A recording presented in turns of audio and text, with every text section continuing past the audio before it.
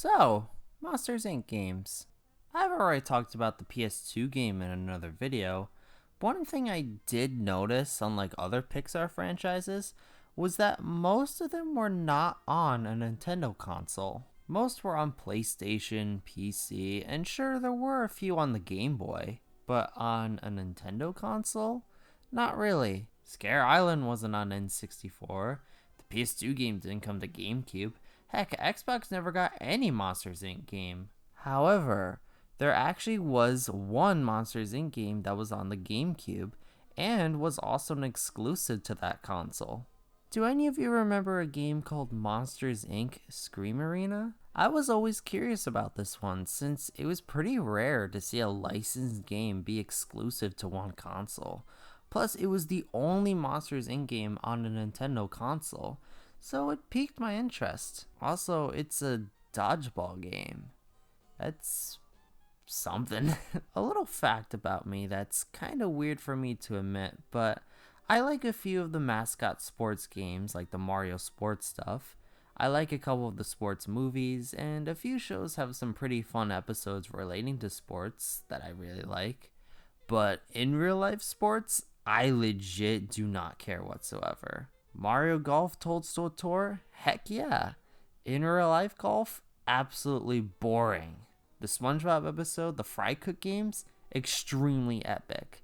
The actual Olympics? No thank you. It's just a weird thing I have.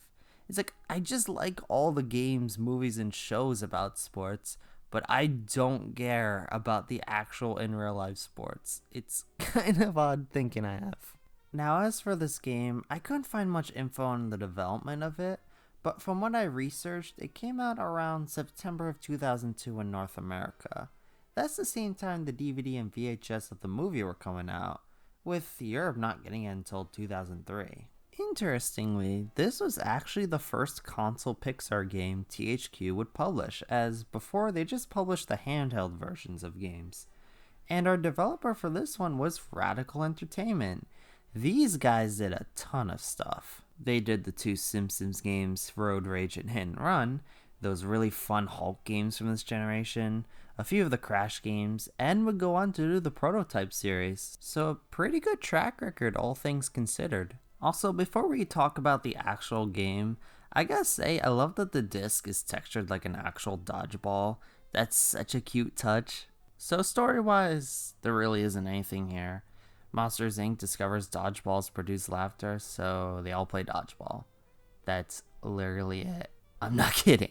But here's a fun fact. Despite the PS2 game only getting a few people to reprise their roles, Scream Arena actually gets nearly everyone from the movie to reprise their roles, with the exception to Billy Crystal for Mike. Like, even John Goodman reprises his role as Sully, which, if I'm not mistaken, is the only video game he voices Sully. Of course, Monsters Incorporated is the most amusing factory in Monstropolis, with the funniest comedians, the cleanest laugh refineries, and research into...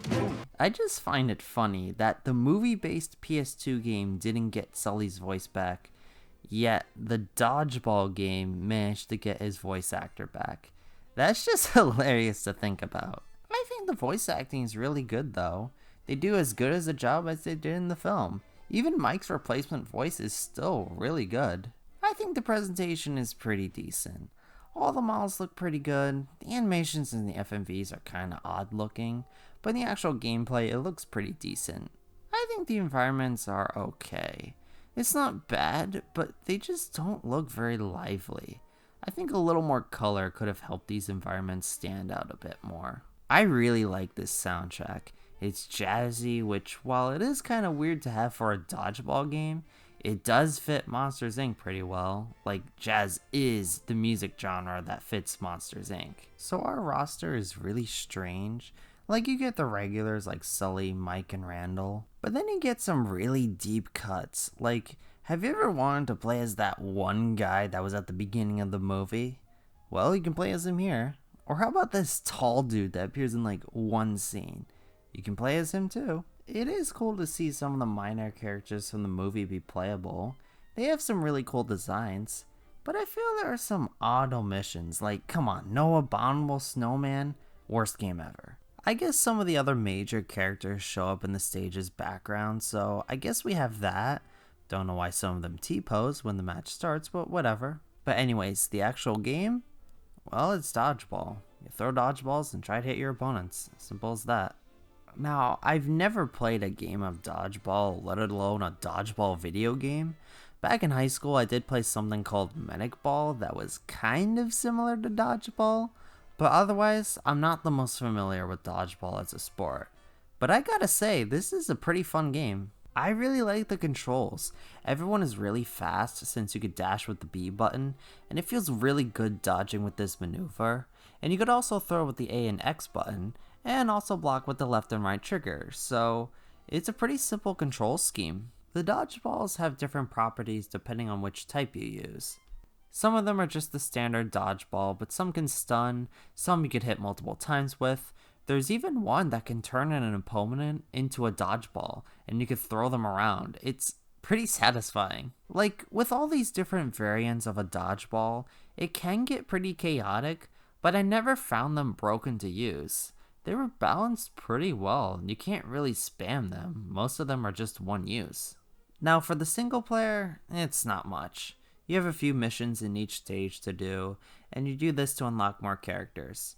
Missions can range from knock out your opponents, score more points, or it's fine, just not a whole lot variety to them.